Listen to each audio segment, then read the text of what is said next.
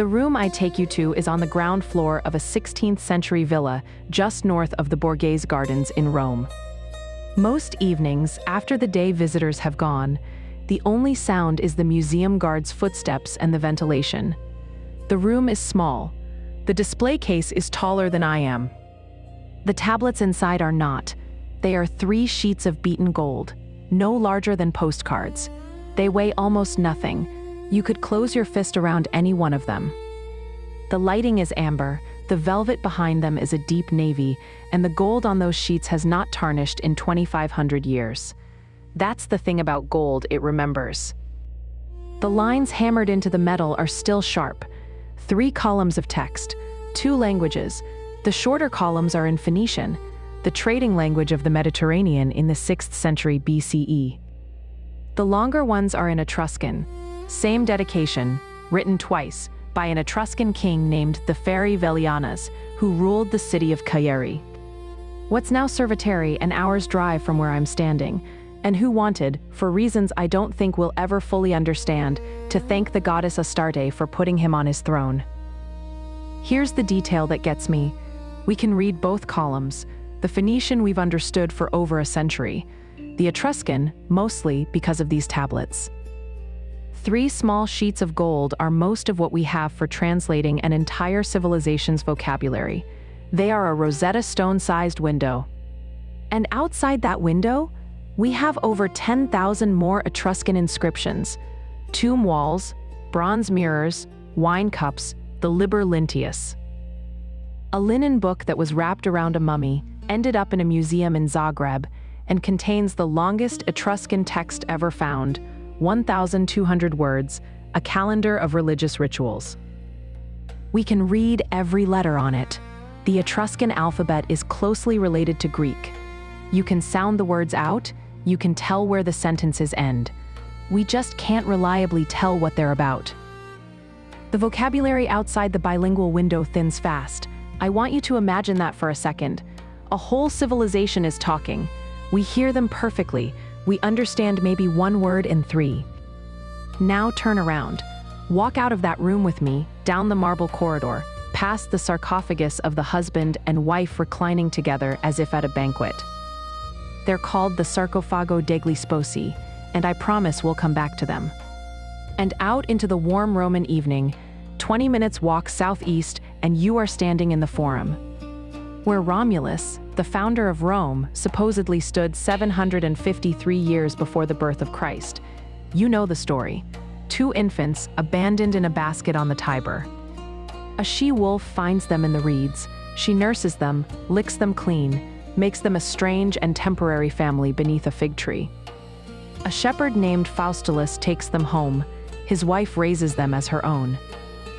The boys grow up strong, hunting, leading the other shepherd boys, restoring their grandfather to his stolen throne, founding their own city in the place where the wolf had found them. And then the brothers argue. Augury, vultures, a wall jumped in mockery. Romulus kills Remus over an insult about a half-built boundary. The city is founded on a brother's blood and named for the brother who remains. The year is 753 BCE. This is the foundation myth, the version every Roman child learned, the version Cicero believed, the version every Western textbook still quietly teaches. It's a story of divine lineage, heroic struggle, and a city born from a wolf's kindness and a brother's betrayal. And it makes a powerful claim that the people of Rome, through Romulus, through Mars, through the Trojan refugee Aeneas, are a people of destiny, linked to the gods, chosen. It's a beautiful story. I told it the first time I read about Rome. Most of us did. Here's what the gold tablets in the museum already know, the ones I just walked you past. That story was written down 500 years too late. The first Roman to commit any of it to papyrus, a senator named Fabius Pictor, didn't pick up a stylus until around 200 BCE. The Etruscan king who dedicated the Pyrgi tablets had been dead since 500 BCE. By the time Rome got around to writing its own beginning, the people the gold tablets remember had been gone for a long time. In this story, I want to walk you through what was filling that silence. and why I think Rome erased it on purpose. So when Rome's silence broke and Fabius Pictor finally picked up his stylus around 200 BCE, the people he was writing over had been gone for 3 centuries. But not silent. They had left a sanctuary. I want to take you to it. The trouble is, nobody's entirely sure where it is. The place is called the Fanum Voltumnae, which translates roughly as the precinct of Voltumna. Voltumna being the chief god of the Etruscan pantheon, the closest thing they had to a Zeus. Once a year, every year, for the better part of half a millennium, 12 cities sent their leaders to this sanctuary. 12 kings, 12 armies, thousands of pilgrims descending on a single hill. And all of it managed by a civilization Rome called primitive. They held games there the way the Greeks held games at Olympia. They feasted, they debated, they elected a high priest. Sometimes they declared war. It was the closest thing the Etruscan world had to a parliament. Roman writers knew it existed. Livy mentions it in passing, the way you might mention a competitor's annual conference.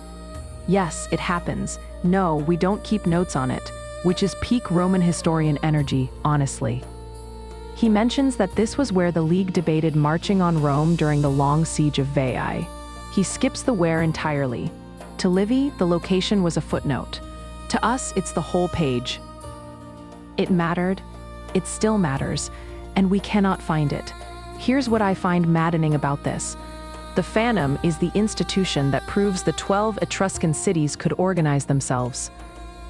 That they had a shared political identity, a shared religious calendar, a shared sense that they were one people meeting in the same place. The case against them being a real civilization, the one Rome wrote, and most textbooks still half believe, falls apart the moment you take the Fanum seriously. So the question of where it is isn't archaeological trivia. It's the question of whether we let Rome's version of the Etruscans stand. The textual clues are slim. Livy points us roughly to Etruria's interior, near the city of Volsini. Volsini is one of those Etruscan place names that survived in shifted form. The modern town nearby is called Bolsena, and the lake beside it is Lago di Bolsena. So the search has been concentrated, for over 100 years, on the volcanic uplands north of Rome between Bolsena and Orvieto. So I've been looking at maps of the volcanic uplands north of Rome between Bolsena and Orvieto.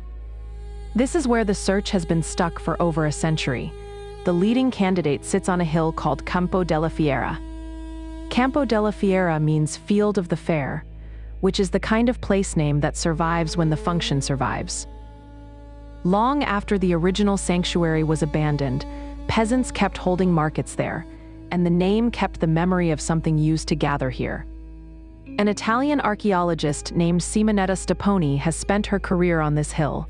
She started excavating in 2000, and she has not stopped. She has found a sanctuary complex, altars, votive offerings, inscriptions, a monumental staircase, the footings of what looks like a temple. By any reasonable standard, she has found a major Etruscan religious site. What she has not found is a stone that says, "This is the Fanum Voltumnae." She has found Etruscan dedicatory inscriptions. And here we slide right back into the problem. The gold tablets opened up. We can read the letters, we can sound out the words. We just can't reliably tell which god they're addressed to. The vocabulary thins fast outside the Pyrgi tablets' bilingual window. The dedicatory texts at Campo della Fiera might name Voltumna explicitly, or they might name some other god whose name we never recovered. We're looking through a keyhole at a massive shimmering cathedral, and the keyhole is too narrow to read the welcome mat at the door. I don't know if I can convey how strange this feels. Steponi may have found the most important religious political site in the entire Etruscan world. We may have walked past the answer, with the proof carved into stones we're holding in our hands, and not be able to tell. 12 kings, 12 armies, and enough pilgrims to fill a modern stadium. All descending on one hill, once a year, every year, for centuries. I want you to picture the logistics of that for a second. The sanitation, the food, the water for the animals. the security between cities that fought each other the rest of the year. This wasn't a primitive gathering. It was a feat of urban planning that Rome itself wouldn't match for centuries. And Rome had one city to organize on one hill for itself. The Etruscans had been building temple complexes for 12 cities, on a shared hill for centuries before Romulus was a name on anyone's lips. If you remember nothing else from this part of the story, what I want you to hold on to isn't Stephanie's trenches. It's the question her trenches keep asking. Who were these people, and where did they come from, that they could organize on this scale and we never saw it coming? The answer is older than the Etruscans. To find it, we have to keep walking. Back to a country estate near Bologna, in the autumn of 1853, where an Italian aristocrat with a shovel was about to lift the first piece of evidence out of the ground. Giovanni Gozzadini wasn't looking for the Etruscans. He was looking for something that didn't even have a name yet. An aristocrat with a shovel, a low grassy mound on his estate north of Bologna, and a hunch that the strange dark pottery turning up in fields across the region was older than anyone had bothered to ask. The year is 1853. The air is cool, smelling of damp earth and decaying leaves, the rhythmic scrape of shovels on clay. Gozzadini knows the clean lines of cut Roman stone, the bright gleam of marble. That's not what he's after. He wants whatever is older. He wants the layer underneath. A shovel strikes something with a dull thud, not the sharp crack of rock. The digging slows, hands replace tools. What emerges isn't gold. It isn't even stone. It's a pot. A kind of pot Gozzadini has never seen before, heavy in his hands, made of a coarse dark clay fired to a near black. The surface is gritty, unrefined. It's made in two pieces, a wide-bellied base and a conical lid that fits over its mouth like a perfect miniature of a thatched roof. He lifts it out of the ground. He's holding the first piece of a puzzle nobody yet knows exists. Inside, packed in the soil, cremated human remains. Ash, splinters of bone. He has found a cemetery. A field of tiny houses for the dead. Here's the detail that gets me. The Villanovans, as we now call them. Because that's the name of Gozzadini's estate, Villanova. Looked at the small, circular wattle and daub huts they themselves lived in, with a single door and a steep thatched roof, and they decided that was the right home for their dead. The urns they made aren't just containers. They are miniature houses, complete with roof lids, sometimes with lines etched into the clay to show where the timber frames would have been. They are shelters. I keep coming back to this. It's such a deeply human impulse that the dead need a roof too. That you don't just put your people in the ground, you give them a house. It's an idea you can hold in your hands. I've held one, a reproduction from a university collection. And the clay is rougher than you'd expect. Like sun-baked earth, the roof lid weighs almost nothing. And the proportions are exactly right. The culture Gozzadini stumbled into is now one of the most well-documented in pre-Roman Italy. We find it in the archaeological layers at every major Etruscan site, Tarquinia, Vetulonia, and Bologna itself, which was a massive Villanovan center. For about 200 years, from roughly 900 to 700 BCE, this is the dominant culture in central Italy. The hut urns are their signature. But they're not the only thing they left behind. In their graves, alongside the urns, we find the tools and ornaments of their lives. Iron, a new and powerful technology at the time. In the form of tools and weapons, bronze helmets and shields, and hundreds of fibulae. A fibula is basically a safety pin used for fastening clothes. But these are not your simple, functional safety pins. They are elaborate, decorated with intricate geometric patterns, swans, and spirals.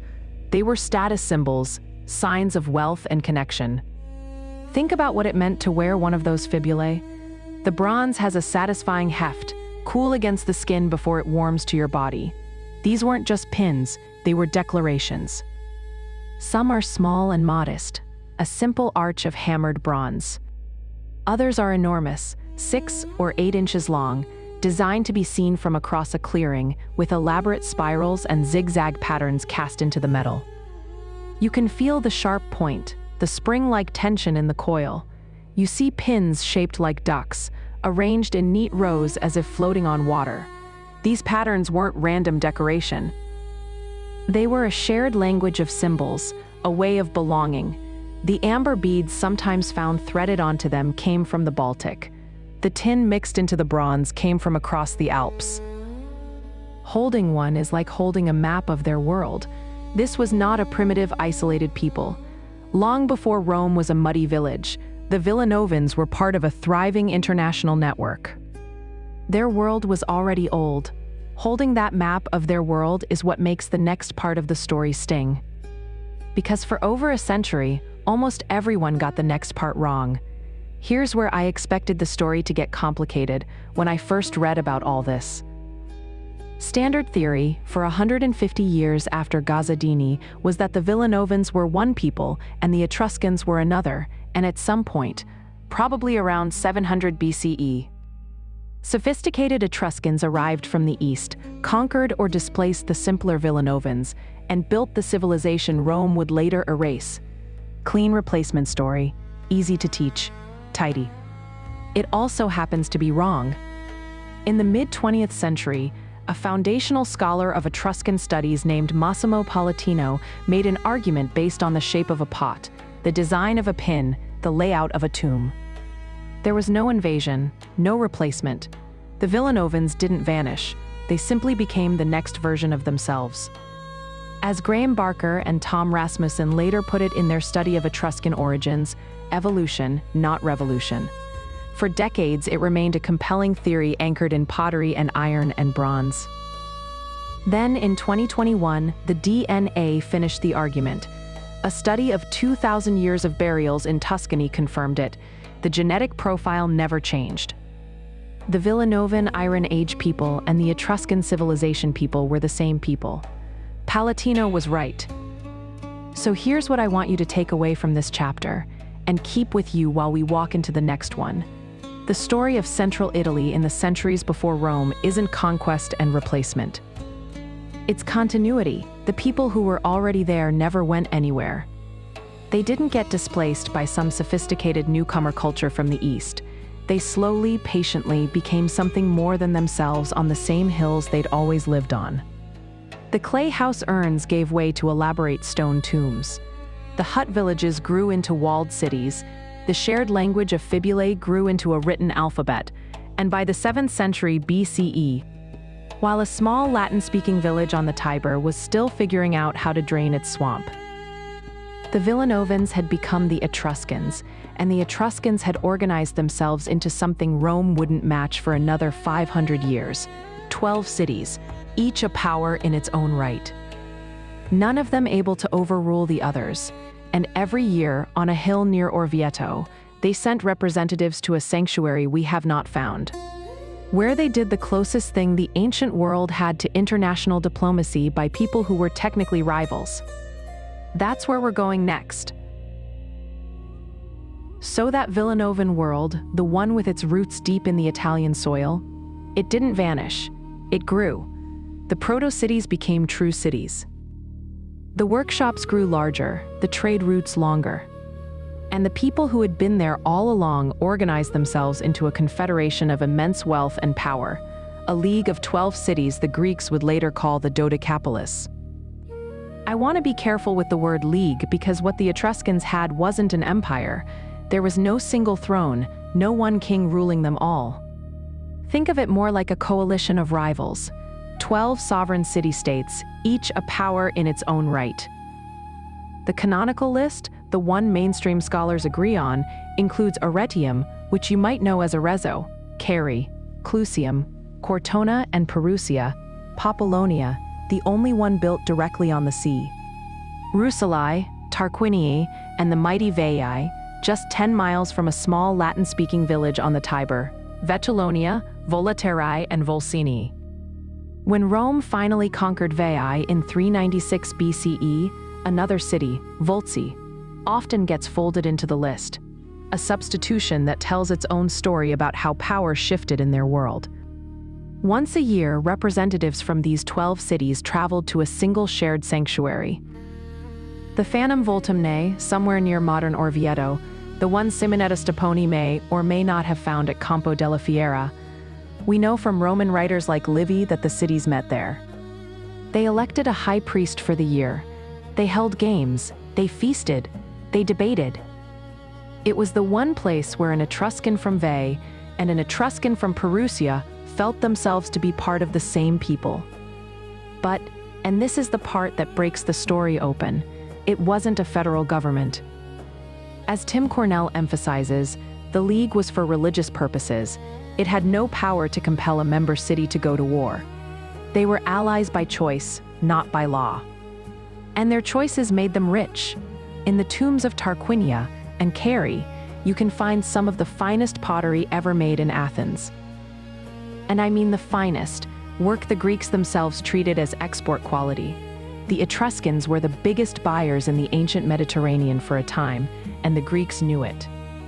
Imagine a wealthy Etruscan home in the 6th century BCE.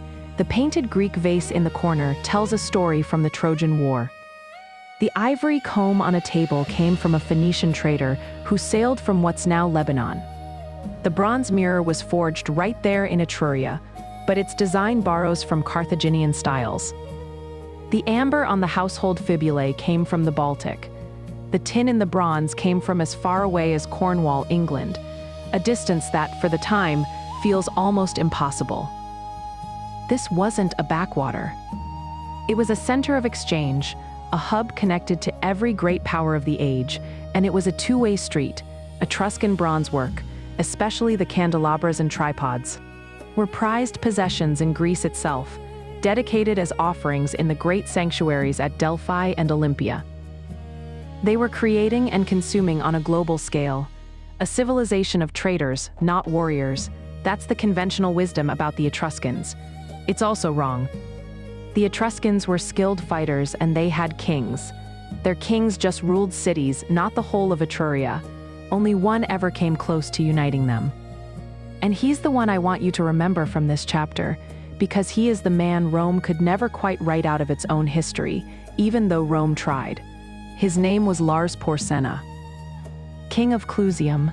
After the Romans expelled their last king, a Tarquin, an Etruscan, Porsena marched on the young Roman Republic, intending to put him back on the throne. The Roman story you might have learned in school is about Horatius at the bridge, a single hero holding off the entire Etruscan army through sheer courage. It is a wonderful story. It is also exactly the kind of story a culture writes when it lost. Even the Roman poet Horace, writing centuries later and trying to be patriotic, lets the truth slip. He speaks of the threatening Etruscans and the moment Porsena demanded the return of Tarquin. Porsena besieged Rome. According to some sources, he actually captured it. He was powerful enough to do what no other Etruscan had ever done, bend the other cities to his will, at least for a few months. But his was a power based on personal charisma and military might. It wasn't an institution. When he was gone, the League reverted to its old habits. 12 cities, going 12 different ways. Here's what I find fascinating about this period, and it's the thing I keep coming back to. While the Etruscans were unable to organize politically, Rome was doing the opposite. Rome was solidifying. Not just militarily, narratively. Rome was doing something else entirely. It was writing the story that would eventually erase the very people who had taught it how to be a city. I always find it jarring that the very first Roman to commit any of the founding myth to papyrus, a senator named Fabius Pictor, didn't pick up a stylus until around 200 BCE. After the fall of Veii, after Lars Porsena, after most of the major Etruscan cities had been absorbed, the version we have isn't a memory. It's a message, and when you look closer, as the historian Tim Cornell does, you see that the canonical myth was shaped during the same centuries when Rome was systematically conquering the Etruscan League. In 1995, a historian named T.P. Wiseman published a book called Remus, a Roman myth that quietly took the lid off it.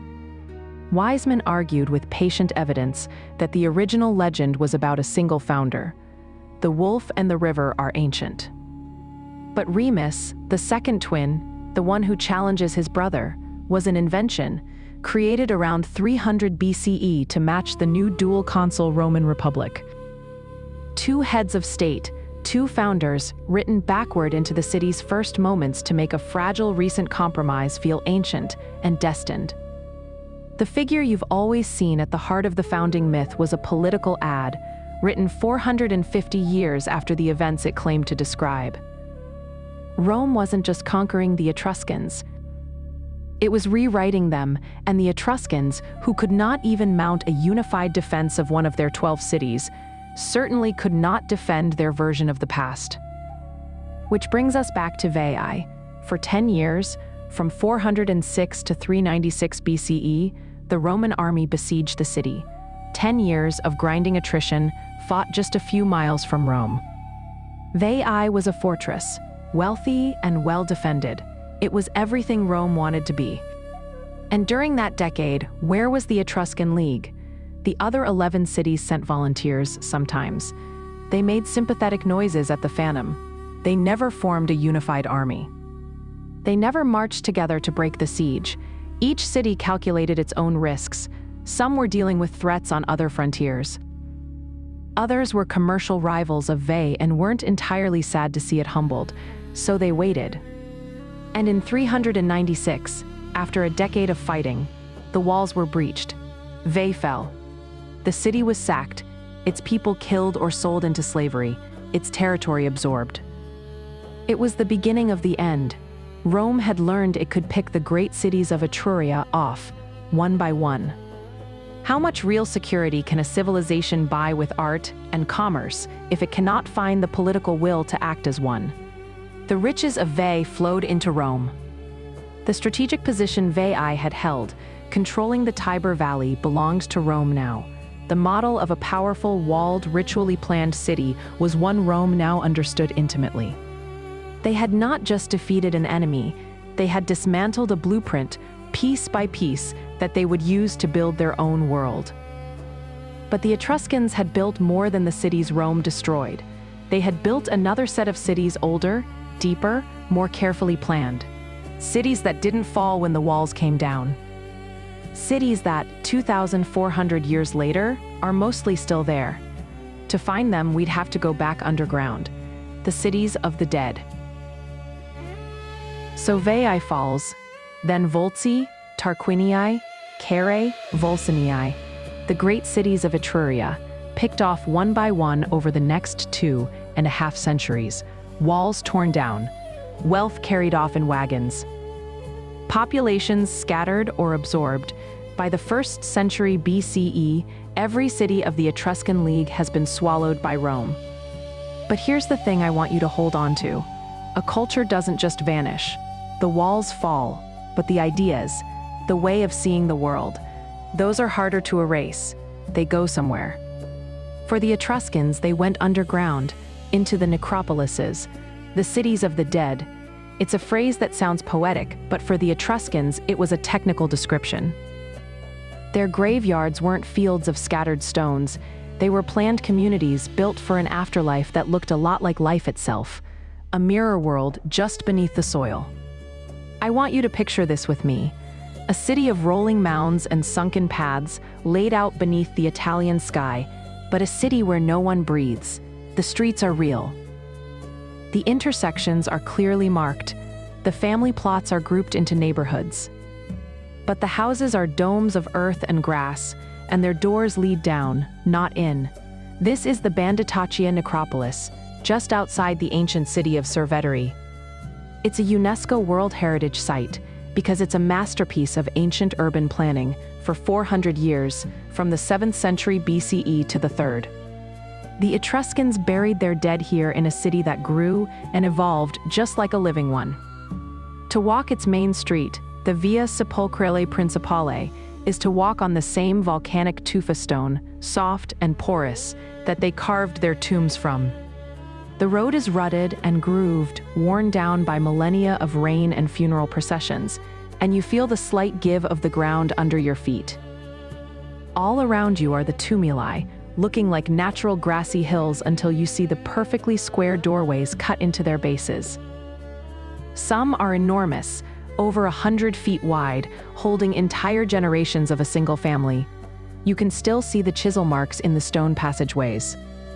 I've often thought about the scoop of the human hand that made them. Inside, the tombs are carved to look like the houses of the living. The stone has been shaped to resemble wood-beamed ceilings, windows, door frames, even furniture. There are couches to recline on, chairs to sit in, all carved from the rock. I keep coming back to that, the sheer stubborn domesticity of it, the way they carved pillows out of the rock as if to soften a final rest that would last forever. The architecture of the grave is the architecture of the home. That's how Graham Barker and Tom Rasmussen put it in their study of Etruscan civilization. The dead weren't banished to some other realm. They were housed. It's strange to stand there. The Italian stone pines cast long, quiet shadows. The silence is different from the silence of a graveyard. It's the deep, waiting silence of an abandoned town, a place whose residents are still keeping their address. If Cerveteri is the street map of the Etruscan afterlife, the necropolis at Tarquinia is a photograph of the party happening inside. Same UNESCO designation, completely different reason. Here the tombs are underground chambers, their walls covered in frescoes, paintings still shockingly alive with color, and movement after 25 centuries. When I look at these frescoes, I don't see a funeral. They aren't solemn places, they are explosions of life. Picture the room. You descend a steep flight of stone steps into the tomb of the triclinium, and you've just walked into a dinner party from 470 BCE. On the far wall, guests recline on 3 elegant couches, their clothes a swirl of vibrant reds and blues. A young man plays a double flute, his cheeks puffed with air. A musician to his right strums a lyre. Dancers move with a fluid, athletic grace. A small spotted cat prowls beneath a table, hoping for a dropped piece of fish. It is a single moment of pleasure and community, sealed in the dark for 2,500 years. Same in the Tomb of the Leopards, where 2 massive, graceful cats watch over another banquet scene. The guests are beautiful, animated, raising their glasses in a toast that has lasted longer than most languages, or the Tomb of the Bulls, one of the oldest, which shows a scene from the Trojan War alongside depictions of sheer unapologetic vitality. The Etruscans painted their afterlife not as a place of judgment or shadow, but as a seamless continuation of the good life: feasting, hunting, music, dancing, sport. The historian Larissa Bonfante argued these scenes weren't just pretty decorations, they were functional. They created a familiar, energetic space for the spirit to inhabit, and they served as a vibrant backdrop for the rituals, the living performed to honor their ancestors. It's an intensely social vision of death. These tombs aren't about being gone. They are about carrying on, surrounded by the people and the pastimes you love. So when the Romans, methodical and relentless, finally subdued the cities of Etruria, this is what they found. Not just conquered towns, but these silent, elaborate doubles.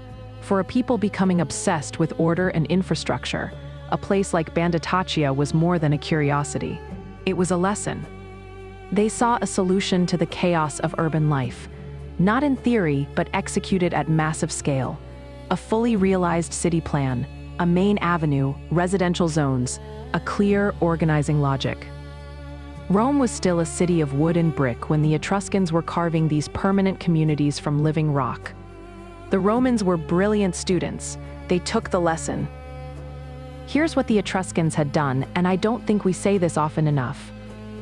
While Rome was busy rewriting their history and dismantling their league, the Etruscans had already completed a rescue mission for their own culture. To me, it feels as if they had built an ark, not of wood, but of stone, right under their conquerors' feet. They retreated into these perfect shadow versions of their world, leaving behind an indestructible blueprint their conquerors couldn't help but read. These weren't tombs born of fear. They were an act of supreme confidence, a civilization so sure of its own way of life that it built a second eternal version, just in case the first one didn't survive. And they were right. The living cities are gone, turned to dust and farmland. But these shadow cities remain. And not only the shadow cities, because the Etruscan genius didn't only hide in stone. It also hid in plain sight, inside Rome itself, in the drainage that made the Forum possible, in the symbols of Roman power, in two of Rome's own 7 kings. We'll get to that soon. But first, before we move on, I want to leave you with a single image, the one I asked you to remember at the very beginning of this story. The Sarcofago degli Sposi, the sarcophagus of the spouses. In the Villa Giulia, the same museum where the Pyrgi tablets sit, terracotta around 520 BCE. A husband and wife reclining together as if at a banquet, his arm draped lightly over her shoulder, both of them smiling. They are not weeping. They are not praying. They are at the party. They will be at the party forever. That is the Etruscan answer to death. That is what they put inside those shadow cities. Not grief, not warning. A married couple at dinner together. Their names were Lucius Tarquinius Priscus, Tarquin the Elder, and his grandson Lucius Tarquinius Superbus, Tarquin the Proud. The dynasty ruled Rome for most of the 6th century BCE, from 616 to 509, with a contested break in the middle. And here's what I want you to notice. This isn't a modern reinterpretation. This isn't a fringe theory. It's right there in the canonical Roman sources. Livy says it. Dionysius of Halicarnassus says it. The same authors Rome trusted to write its history admit plainly that 2 of the city's 7 kings were not Roman. They were Etruscan. That's the official count. 2, but, and this is where it gets interesting, there is another version of the story. One the Etruscans told about themselves. At Volci, in a 4th century BCE underground chamber called the Francois Tomb, a fresco wraps around the walls. One panel, alive in ochre and red, freezes a moment of high tension. 2 men, drawn in the clean, energetic lines of Etruscan art, one identified by inscription as Mastarna, leans forward with a short blade, carefully sawing through the ropes binding the wrists of his friend. Cale the penis. It's a rescue, a jailbreak. Loyalty plucked straight from their own heroic cycles. For decades, scholars, Massimo Palatino most famously, have argued Mastarna is the Etruscan name for Servius Tullius, the 6th king of Rome, the one who reigned between the 2 Tarquins.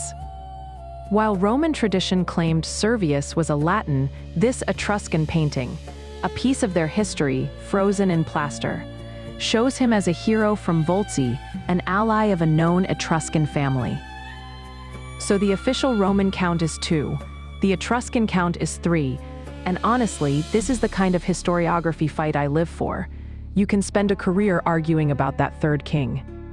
But I think the version Rome itself admits to is already an earthquake. To have the most patriotic, ancestor-obsessed culture in history build its origin story around throwing out foreign kings, while admitting those same kings built its city. That's the real story. The Etruscans weren't a footnote. They were a whole chapter Rome tried to rip out. So let's stick to Rome's own admission. 2 kings, 100 years of Etruscan rule. What did that century give Rome? It gave Rome the city. Tarquinius Priscus didn't just rule Rome, he rebuilt it. He drained the marshy lowlands where the future Roman Forum would stand by building one of the ancient world's most enduring pieces of infrastructure, the Cloaca Maxima, the Great Sewer of Rome. This wasn't just a ditch, it was a massive state-sponsored engineering project that made urban life possible. I want you to picture it. The valley between the Palatine and Capitoline Hills, 6th century BCE, the air is thick, heavy with the smell of stagnant water and marsh gas, a breeding ground for insects, unusable. Then the engineers arrive.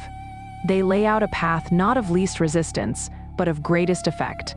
Hundreds of laborers begin to dig, their bronze and iron tools ringing against unseen rock. They move thousands of tons of earth and stone, lining the channel with carefully fitted blocks, creating a covered canal that will carry the water away to the Tiber. I want you to feel the weight of those fitted blocks, wet, cold, smelling of the earth they're finally reclaiming. It's grueling, dangerous work that transforms a swamp into the civic heart of a future empire.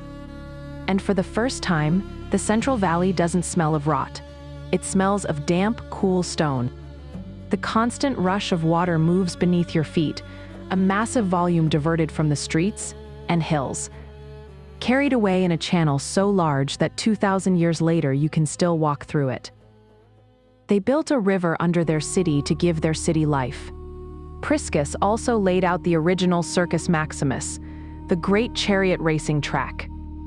He began construction on the most important temple in Roman history, the temple of Jupiter Optimus Maximus on the Capitoline Hill. His grandson, Tarquinius Superbus, would finish it. None of these are minor additions. They are the religious, civic, and entertainment backbone of the city. For a century, the men shaping Rome's destiny. Pouring the foundations of its future glory, we're speaking Etruscan. Here's the trick I love most about how Rome handled all this.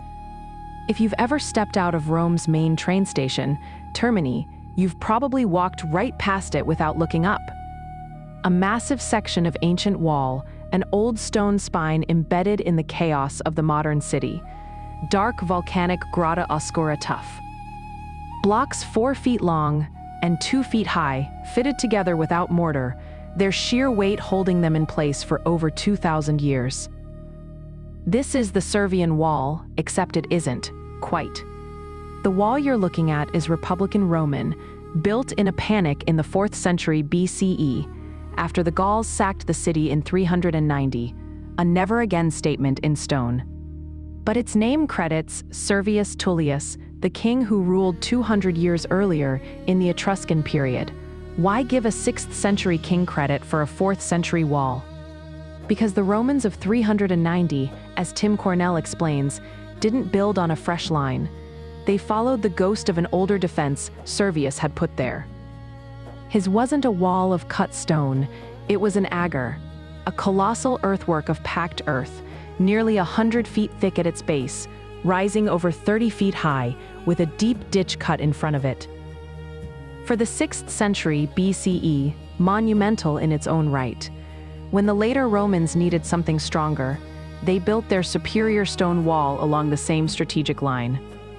They replaced the Etruscan engineering with newer technology, but they kept the old king's name, absorbing the credit for the original defensive footprint into their own grander story. The earthen rampart was physically buried. The Etruscan accomplishment was metaphorically buried with it, hidden under Roman stone and Roman myth. If a city can rename its foundational walls to honor a king from a past it's trying to forget, how much of its own story is it willing to rewrite? In 509 BCE, the Romans expelled Tarquinius Superbus.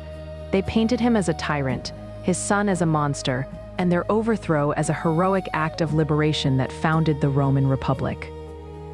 This became the central myth of their new government. We are a free people because we threw out the kings. And for 2,000 years, that's how the story was told, but they left something out. When Tarquin the Proud was exiled, he didn't take the Cloaca Maxima with him. The foundations of the Capitoline Temple didn't follow him to his grave. The outline of the Circus Maximus remained etched into the valley floor. The Republic was born, but it grew up in a house built by Etruscans, with Etruscan plumbing, Etruscan walls, Etruscan temples. And when the new free Romans began to write their own laws, their own poetry, their own history, they did it using an Etruscan alphabet. Every letter you're reading right now is a direct descendant of the one the Etruscans gave Rome.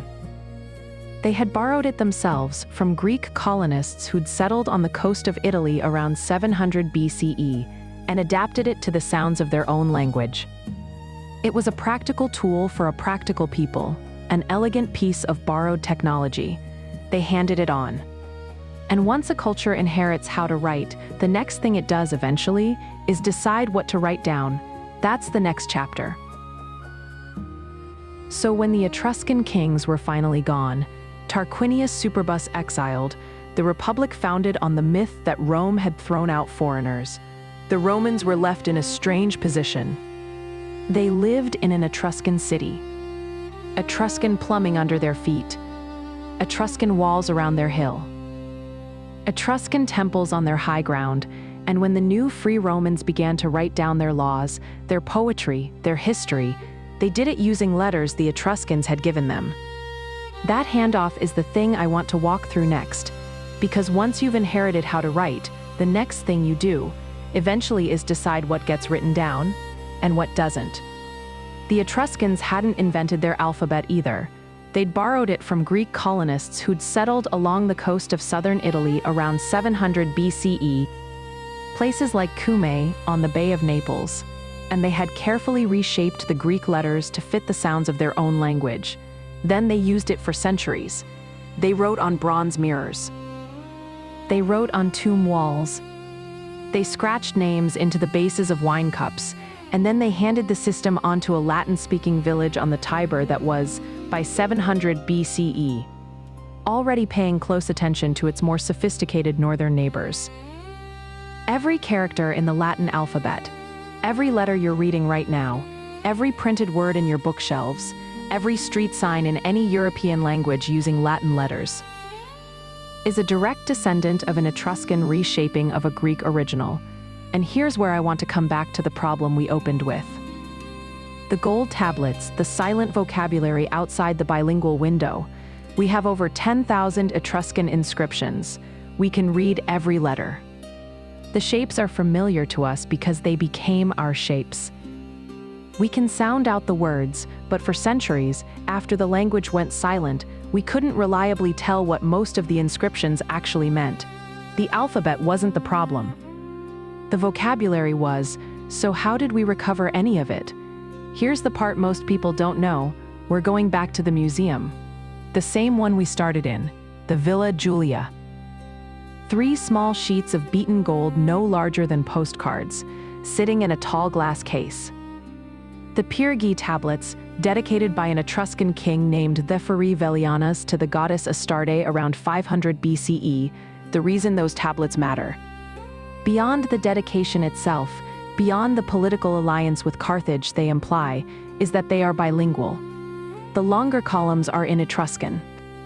One shorter column is in Phoenician, the trading language of the Mediterranean, which we've understood for over a century. Same dedication, 2 languages, side by side. For modern historians like Maristella Pandolfini, whose work L'Alfabeto Etrusco helped solidify the field, those gold leaves were monumental. Most of what we've recovered of the Etruscan vocabulary, the bedrock of every dictionary you can find on the language today, came from line-by-line comparison of those texts. The Phoenician told us what the Etruscan was saying. We worked outward from there. I keep coming back to that proportion. 3 sheets of gold, smaller than your hand, most of what we know. It's a Rosetta Stone-sized window into a civilization, and outside that window, the 10,000 other inscriptions, the tomb walls, the bronze mirrors, the wine cups. Each becomes slightly more readable, year by year, as scholars triangulate one new word against another, against the Pyrgi anchor, against the contexts where each word appears. The Liber Linteus, that linen book wrapped around an Egyptian mummy and ending up in Zagreb, becomes a religious calendar.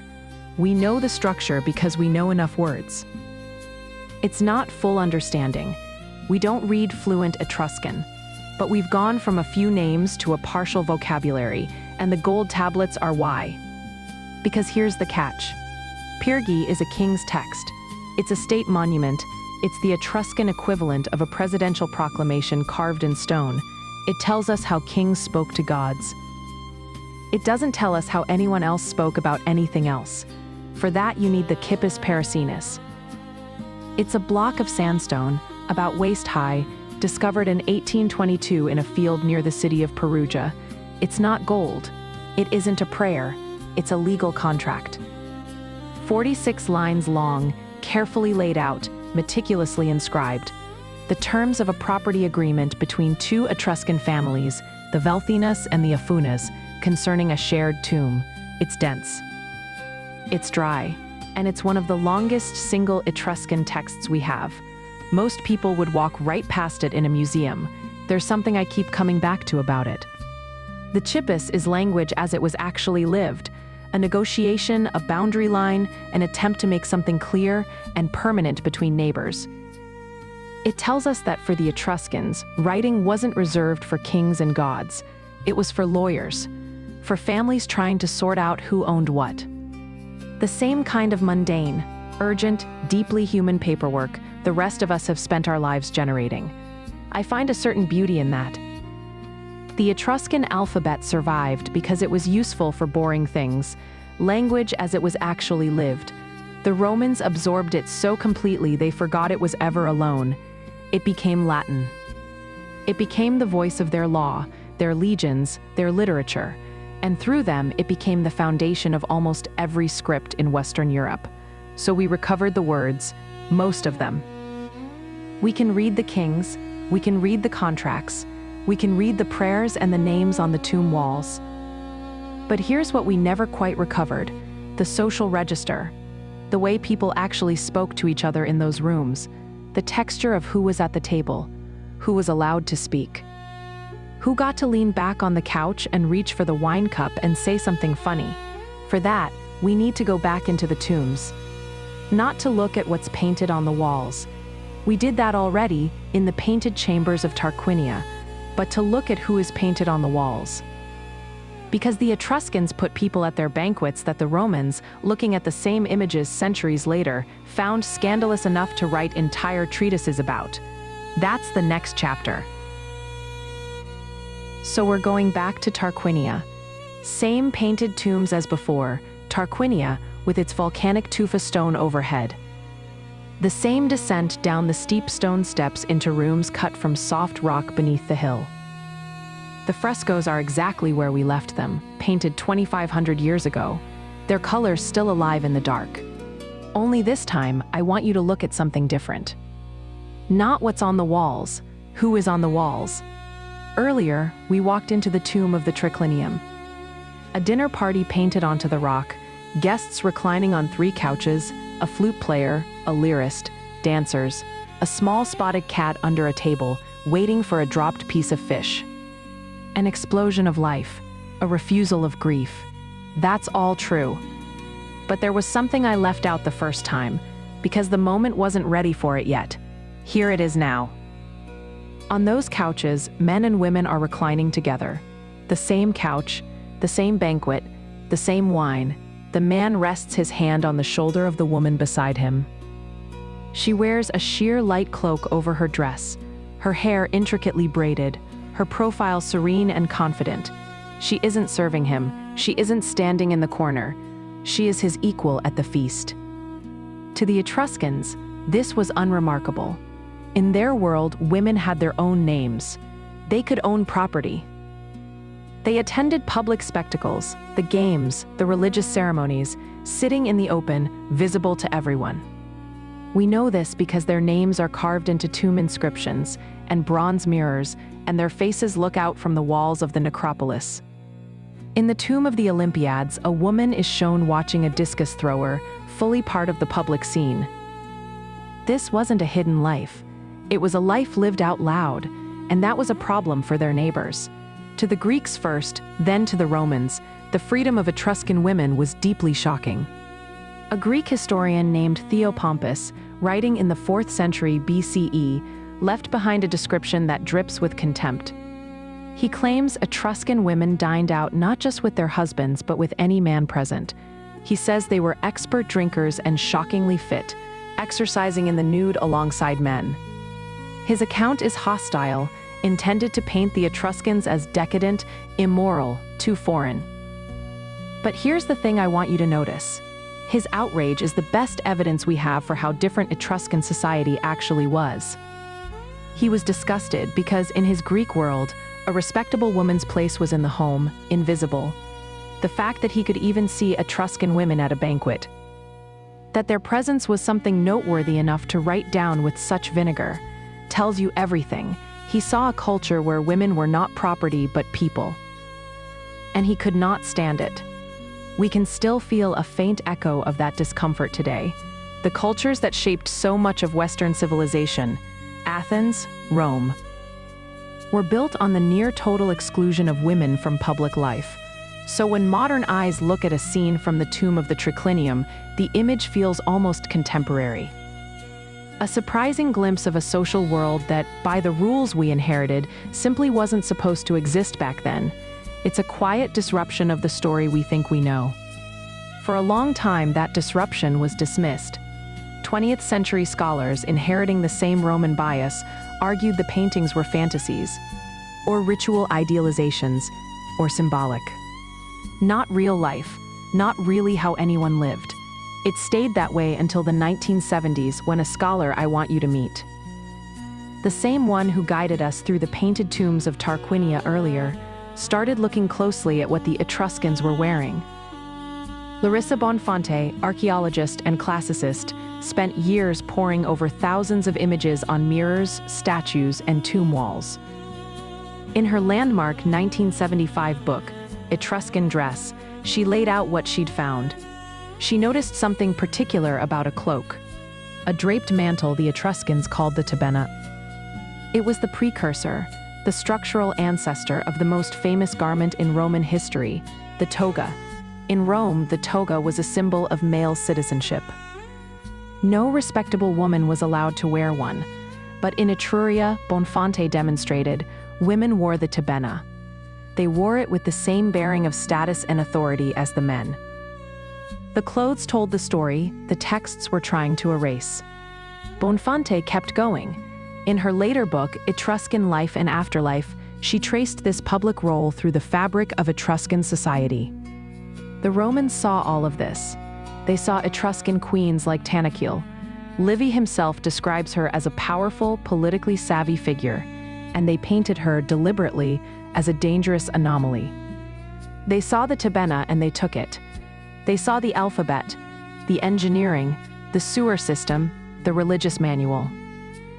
They took those too, but the social structure that put women on the same couch as their husbands at the same banquet drinking the same wine. That they refused. They built their identity partly by defining themselves against the Etruscans on this one specific point. Rome's legendary matrons were praised for their modesty, their domesticity, their sacrifice. Guardians of the home, not partners in the public square. What happens to a culture's memory when one part of it becomes inconvenient to inherit? It gets edited out. And this is where the Necropolises come back into the story, because the Romans built their new world on top of the old Etruscan one. Their villas, their roads, their forums physically covered the Etruscan past, but they left the tombs alone. They didn't go down there. And so, the world they were trying to forget on the surface was perfectly preserved in the darkness below.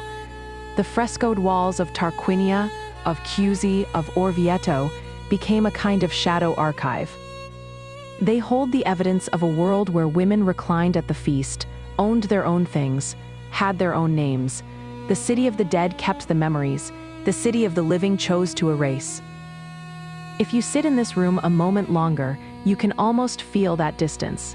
The space between the world the Romans built, the one that led directly to ours, and the other world they buried. A world that was, for a stretch of centuries, running on a different set of rules. That world is still there, in the cool, still air of the tombs, waiting. And here's what's interesting. While Rome was deciding not to copy how the Etruscans handled their women, they were enthusiastically copying everything else about how the Etruscans handled their gods. They didn't borrow a few rituals. They borrowed the whole user's manual. That's the next chapter. The Romans had a bronze sheep's liver the size of a man's hand. Etched into its surface were over 40 regions, each one labeled with the name of a god. When a general needed to know whether to march his army, a priest held that liver and read it the way a navigator reads a map. This was not fringe superstition. This was the official Roman state religion, borrowed wholesale from the Etruscans, and it was on the payroll for 400 years. The Romans called the system the Etrusca Disciplina, the Etruscan discipline, and it wasn't a religion of faith, the way we might think of it. It was a science. a collection of intricate, ancient techniques for reading the will of the gods as it was written into the fabric of the world, in the flight of birds, in the patterns of lightning, and most famously, in the organs of sacrificed animals. I want to put one of those organs in your hand. The Piacenza liver is a bronze model of a sheep's liver, about the size of a man's hand, heavy and cool to the touch. A farmer found it in a field near the town of Piacenza, in northern Italy in 1877. It dates to around the 1st century BCE, give or take.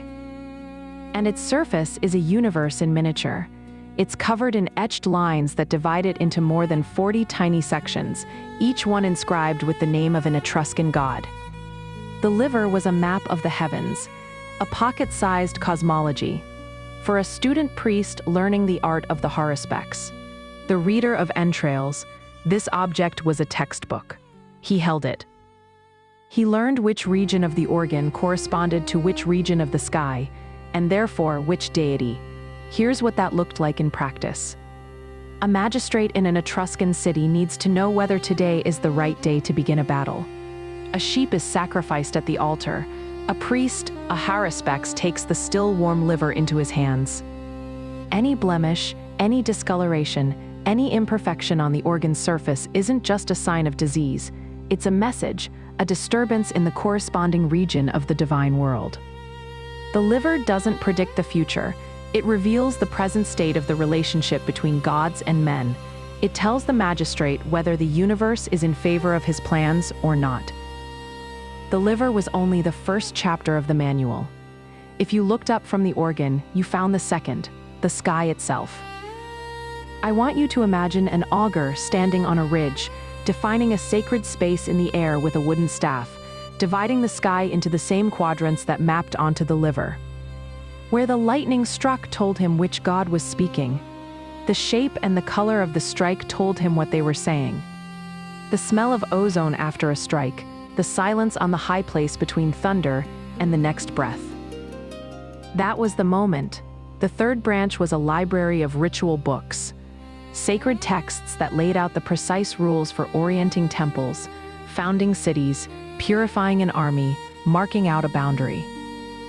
It was the blueprint for organizing human space, so it aligned with divine space. Here's the strange part. The Romans, the pragmatic, world-conquering, engineering Romans, adopted this system entirely. They didn't just borrow a few gods or copy a few rituals. They outsourced their entire relationship with the divine. For centuries, whenever the Roman Senate faced a terrible omen, a plague, a military disaster, a political assassination, their first act was to send for an Etruscan. The official college of haruspices in the city of Rome itself was staffed with experts brought in from Etruria. The Roman orator Cicero writes about it, a little skeptically, but he confirms it's happening. These Etruscan priests were on the state payroll. As the historian Tim Cornell notes, Rome's appropriation of Etruscan ritual was a direct and deliberate transplant of a complete system. Every time a Roman general prepared to found a new colonial city, he performed rites that came directly from those old Etruscan ritual books. He was using a spiritual technology his ancestors had imported, because his own was not enough. For hundreds of years, the heart of that technology. The sacred center of the entire Etruscan religious world was a single shared sanctuary, the Fanum Voltumnae, the annual meeting place of the 12 cities near modern Orvieto. The sanctuary we are still trying to locate. Simonetta Steponi's excavations at Campo della Fiera have given us the strongest candidate yet, but the proof remains, as it has been for 2,000 years, just out of reach. I keep coming back to that.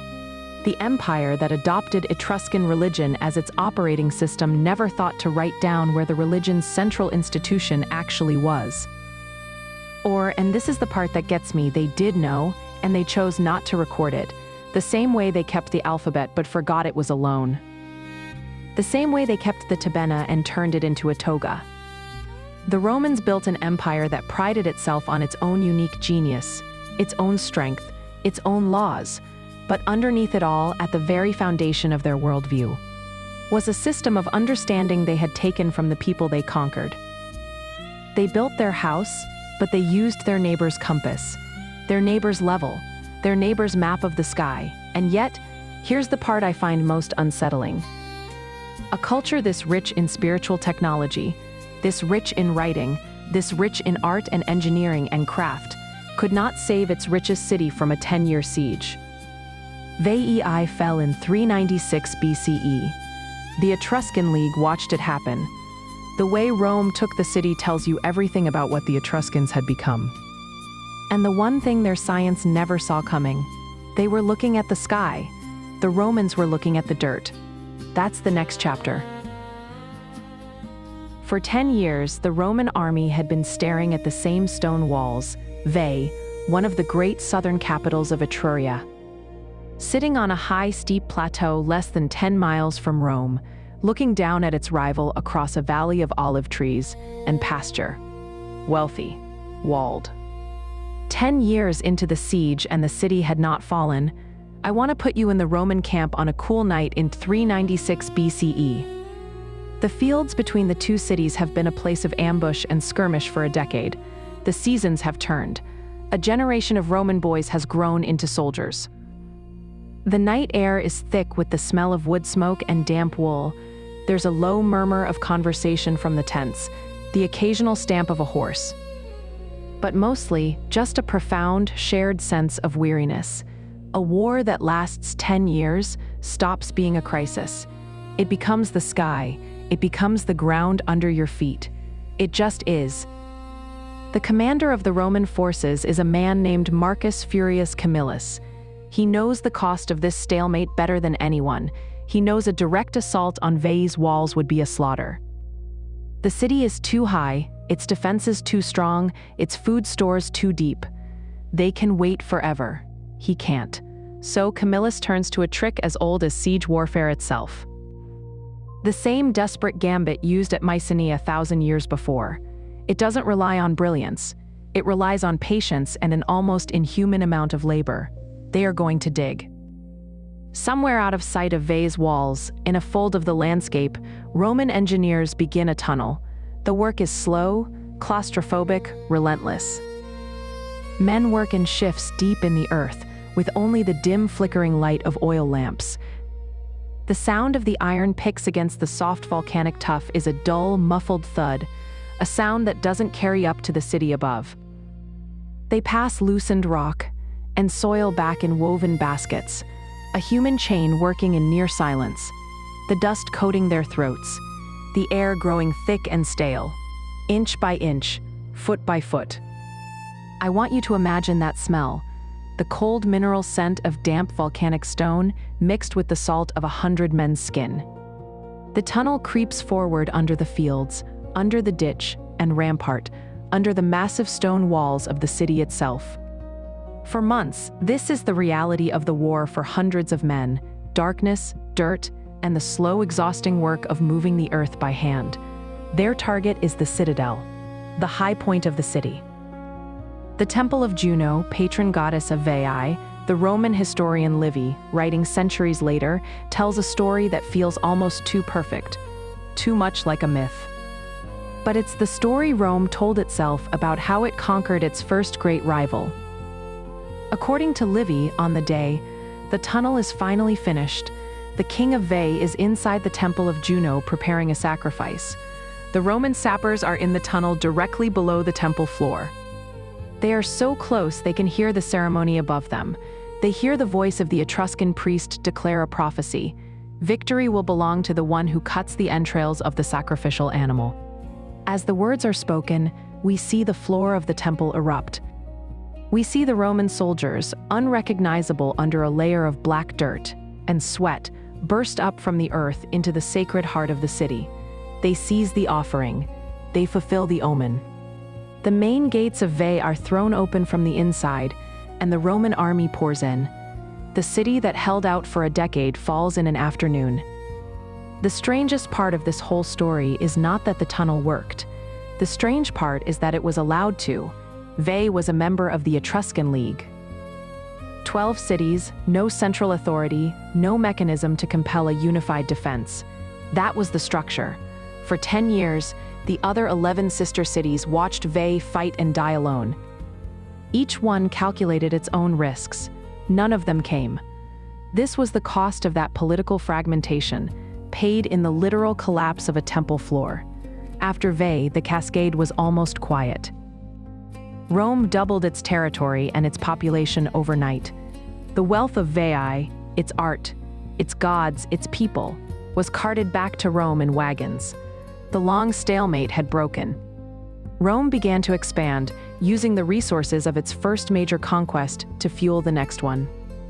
The historian Tim Cornell, in his work on the Roman Republic's beginnings, marks this as the crucial turning point.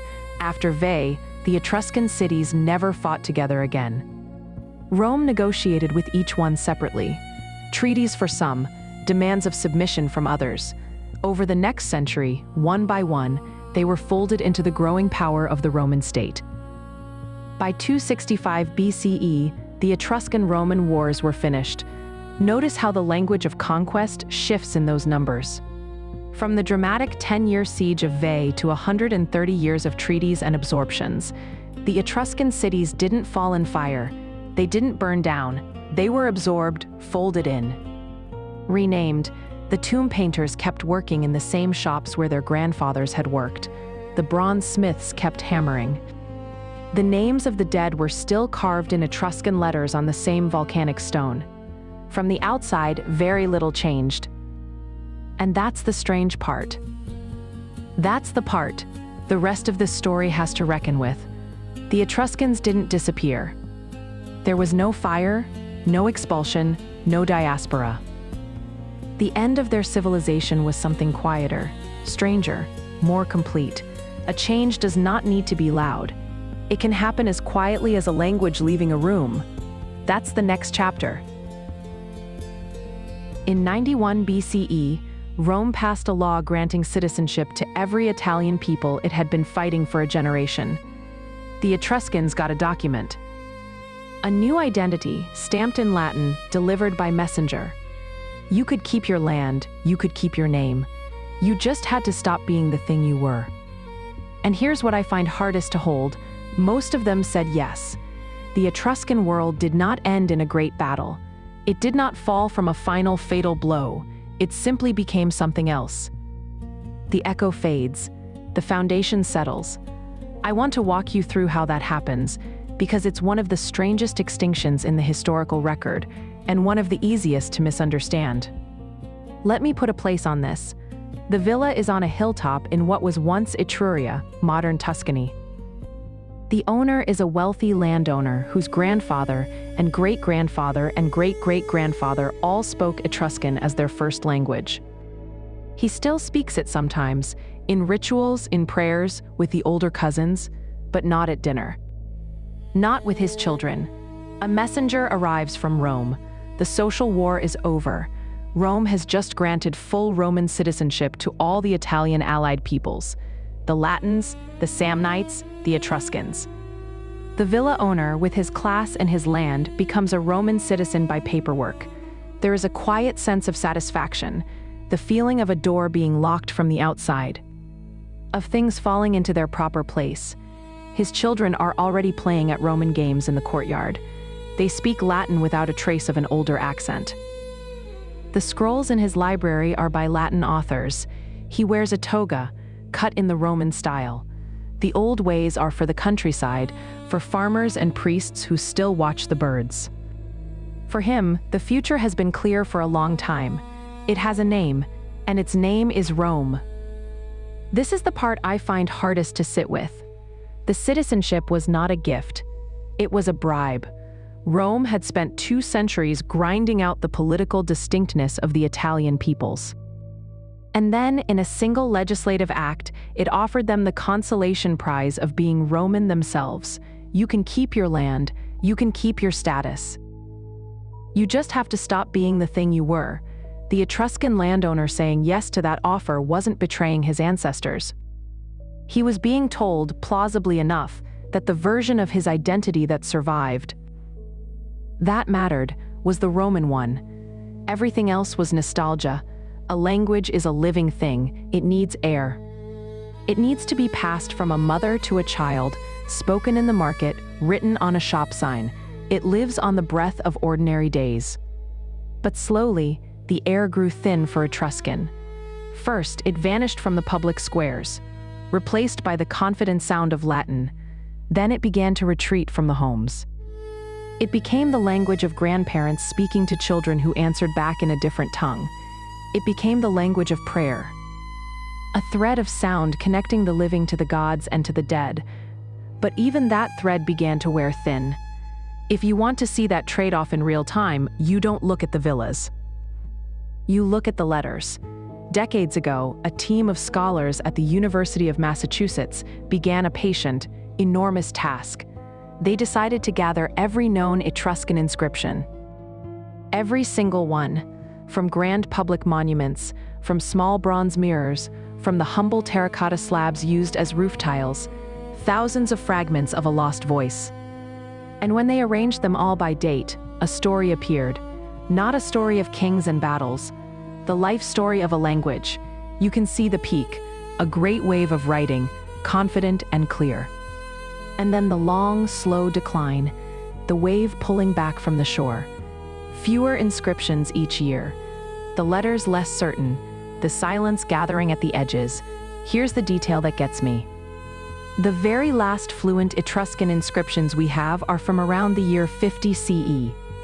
And they are all found in tombs. Picture the workshop.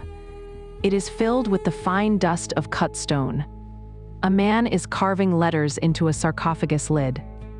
The sound is a steady rhythmic tap of metal on stone. He is not carving his own name, he is carving the name of the dead. A final farewell. He works carefully. The letters are familiar to him, but they feel old. They are the words of the ancestors, the words of the shadow city that waits below. He is writing the final page. And he is writing it for a reader who has already gone. The language itself is following the dead. It is going down into the earth. It is going home. The painted dancer in the tomb is now just a flicker of motion in the dark, a memory of a leg, caught in mid-step. The bright wing of a demon is a smudge of fading color on the damp wall. The bronze mirror, once polished to a perfect sheen, holds a cloudy, indistinct shape. The names on its back are worn smooth to the touch. The objects are patient, they have nowhere else to be. And here's what I want to leave you with, before the next chapter. A civilization can vanish from power, but it survives. It survives in the shape of a Roman temple built on an Etruscan foundation. In the turn of a phrase, in the rituals that got Latin names but kept Etruscan choreography. And it survives in the bloodlines. The stream of a people did not dry up. It just flowed into a different channel, deep underground. You can't see it anymore. But sometimes you can feel it. In 2021, somebody asked the dead directly. And the dead answered, "That's the next chapter." For more than 2,000 years, the explanation came from a Greek historian. Herodotus wrote that the Etruscans were sailors. Refugees from a great famine in a kingdom called Lydia, in modern-day Turkey. They had sailed west, he said, and found a new home in the green hills of Italy. The story made a certain kind of sense. The Etruscans felt different. Their language stood apart. Their art had a style all its own. So for centuries, that was the accepted answer. But the ground beneath their cities always told a different story. The foundations of their temples, the shape of their earliest pottery, the deep roots of their rituals. They all pointed down, not east. The proof had been visible for a long time. The patient evolution from Villanovan hut urn to Etruscan stone tomb, the same hands working the same clay across 1,000 years. Palatino called it evolution, not revolution. He insisted, against the weight of classical legend, that the Etruscans were always here. In 2021, a team of international researchers led by archaeogeneticist Cosimo Posth published a paper in Science Advances. They had managed to sequence the DNA from the remains of 82 different people, recovered from 12 Etruscan sites across Italy. The samples created a genetic timeline stretching almost 2,000 years, from the dawn of their civilization, to the height of the Roman Empire that absorbed it. They were finally asking the dead directly, and the dead answered. You may already feel the answer coming. The DNA profiles of the people living in Etruria during the Iron Age were local. The same genetic profile as their neighbors. No mass migration, no Lydian sailors. The Etruscans were not refugees from Anatolia, they were Italian farmers. And they were always here. This wasn't a thunderclap. It wasn't a dramatic plot twist. It was a corrective. A quiet confirmation of what the Necropolises and the alphabet had been showing us all along. The science simply caught up to the silence of the tombs. There is a quiet logic in that. The Necropolises already knew. The clay house urns already knew. The fibulae with their amber from the Baltic and their tin from Cornwall already knew. The Pyrgi tablets, sitting in their case in the Villa Giulia, already knew. The smiling married couple on the Sarcofago degli Sposi, leaning together in their terracotta embrace, they always knew. We just needed 2,500 years and a sequencer to catch up to what they'd been carving in stone. You can still feel that permanence today. The great shadow cities are still standing. At Cerveteri and Tarquinia, now peaceful archaeological parks, the silence is different. It's not an empty quiet, it's a settled one. The afternoon sun warms the soft, honey-colored tufa stone of the tomb mounds, the way it has for thousands of years. The heat sinks into the rock. A slow charge of energy held for hours, long after the light has faded. It feels ancient, patient. You can walk the stone-paved streets, worn smooth by feet that were only ever meant for funeral processions, and the sound of your own steps feels impossibly loud. You can trail your hand along the walls of a constructed home. The stone doesn't give anything away. It doesn't tell a story. It just is. It has waded through sun and rain. It is patient. It says, without speaking, you can wait too. You descend the cool, damp steps, leaving the warmth of the day behind. You step into the cool of the earth. You can stand inside a house built for a body to rest in forever. Inside, the paintings are still there, a flash of mineral red on the dark, porous wall of tufa. The hint of a smile on a banqueter's face, a moment of joy that has outlasted empires, outlasted the language it was painted next to. A musician raises a double flute to his lips, his cheeks puffed with a breath he took 3,000 years ago, a note you can almost hear in the stillness. The images are so vivid. They are still asking to be read, and beside them, the words. The shapes of the letters are familiar. An A, a C, an E, borrowed from Greek, given a new life, arranged in a new order. They look like something you should be able to sound out, a puzzle on the edge of being solved. But you can't. The letters themselves don't mind. They are simple forms, carved and painted, holding a meaning they have no need to share with you. They are a lock without a key, and they are not impatient for one. Their purpose is served just by being there. Most of it is still untranslatable. Not yet. The air in the tombs doesn't move. It is cool and still and deeply patient. It holds the memory of conversations you can't quite hear, the murmur of a final farewell echoing in a space built to contain it. The silence of the necropolis isn't an absence, it is a presence. It's the weight of all the time that has passed, settled like fine dust on every surface. A deep, settled quiet. It sinks into the bone. The ground is steady beneath your feet. The stone itself seems to breathe a long, slow breath held for centuries. It has had enough time. It has seen enough seasons change on the green hills outside. It doesn't need to hurry. And in its profound stillness, it offers a kind of permission, a deep relief. It is all right to be still, the quiet says. It is all right to rest. Everything has found its right place. Everything has come home. The story is resting now too. The tomb door is open a few inches. There is light from inside. You can rest too.